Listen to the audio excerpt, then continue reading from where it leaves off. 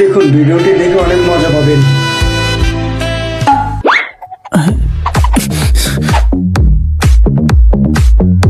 কি হচ্ছে নাকি? আমি খালি চোখে এসব দেখতে পাচ্ছি কি করে?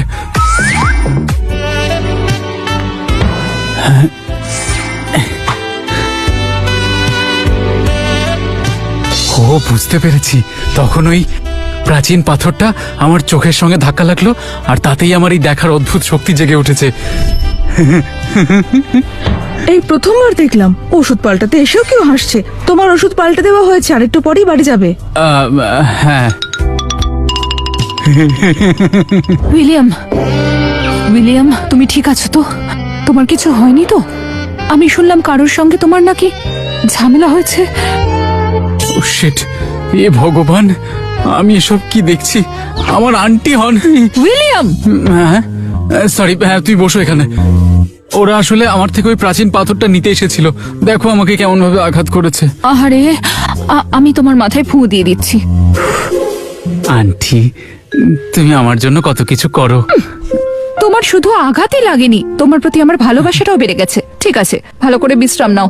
হ্যাঁ, এরপর থেকে প্রাচীন জিনিসের ব্যবসায় কিন্তু আর জড়াবে না, মনে থাকে যেন। আমি আছি তো।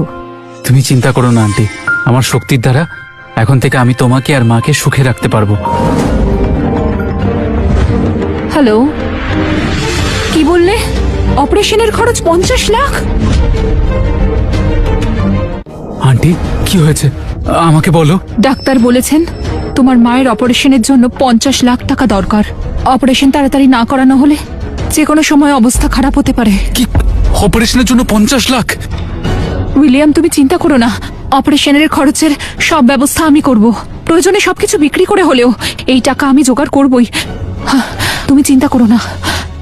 আগে হলে 50 লাখ আমার কাছে একটা বিশাল অঙ্কের টাকা মনে হতো, কিন্তু এখন আমার কাছে আছে 50 লাখ তো কিছুই না। চাইলে 500 কোটি টাকাও আমি দিতে পারি। শোনো, তুমি চিন্তা করো না, 50 লাখই তো। আমার কাছে একটা উপায় আছে। কোন উপায়ের কথা বলছো? একটা পুরস্কার ভিত্তিক খেলা আছে,